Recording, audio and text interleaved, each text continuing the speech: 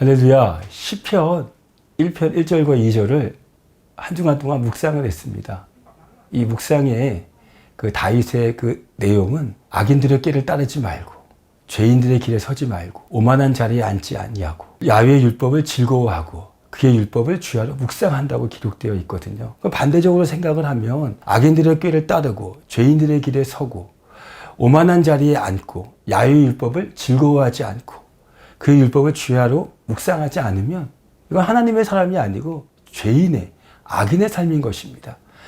의인의 삶이란 하나님을 묵상하고 하나님의 사람들은 하나님의 마음을 이해하고 하나님의 그 마음을 품고 살아가는 사람이 정말 복 있는 사람이라는 것이죠. 복 있는 사람은 만나는 사람을 즐겁게 합니다. 대화의 내용을 또 복 있는 사람의 말을 들어보면 절대 긍정의 말, 절대 감사의 말을 해서 상대방을 기쁘게 합니다. 또 행복하게 하고 감동을 주는 말을 합니다. 우리 교회의 슬로건이 무엇입니까? 내 영혼이 잘 되고 범사가 잘 되고 강건한 축복이라고 우리 원로 목사님께서 말씀해 주셨습니다. 이 말씀을 통하여서 은혜 받고 우리 교회가 큰 부흥이 된 것이에요.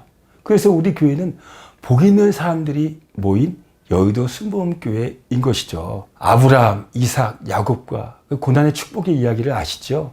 고난과 축복이 되는 순복음의 메시지도 마찬가지입니다. 결국에는 사랑하는 자여 내 영혼이 잘 되고 범사가 되고 강건한 축복은요, 고난을 통과해야지만 축복의 말씀으로 복 있는 사람이 된다는 것을 세월이 지나가면서 환경이 승리로 변해가는 것을 말씀하고 있는 것입니다. 다윗이 하나님 앞에 기도를 합니다. 하나님, 이스라엘을, 이 나라를 통치하면서 제가 어떻게 해야 됩니까? 하나님, 저에게 지혜를 주시옵소서. 그 지혜를 구할 때 하나님께서 엎드려 기도하는 다윗을 보고 신하를 모으라는 이야기를 합니다.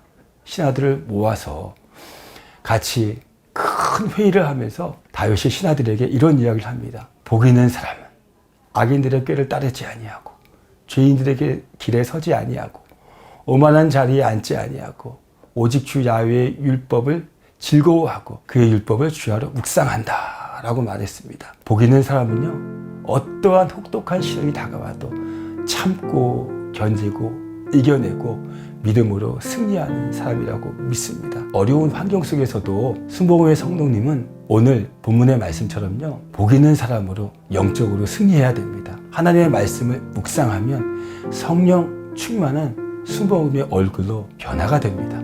얼굴이 광채로 바뀌어집니다.